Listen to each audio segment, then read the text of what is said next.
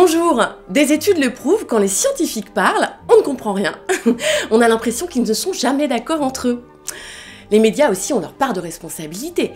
Quand il faut parler d'un problème, ils n'invitent pas les bonnes personnes. Par exemple pour le climat, ils reçoivent souvent des scientifiques sur leur plateau dont ce n'est absolument pas la spécialité. Est-ce que moi, quand j'ai des problèmes gynécologiques, je vais voir un cardiologue? Non, pour le climat c'est pareil.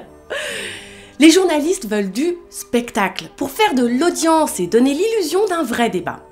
C'est vrai que mélanger de vrais scientifiques avec des zozos qui pensent que 2 et 2 ça fait 3, c'est beaucoup plus spectaculaire.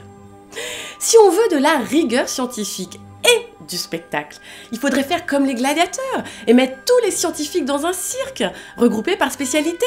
Les climatologues d'un côté, les gynécos de l'autre et les fumistes à part. Après, on démarre le combat. Par exemple, on fait une équipe avec ceux qui pensent que le réchauffement climatique est d'origine humaine et une autre avec ceux qui pensent le contraire. Les non-climatologues, eux, on les laisse dans les gradins. Comme 98% des experts du climat sont d'accord entre eux, autant vous dire que ce sera vite plié. Et le message, lui, sera enfin clair. Merci.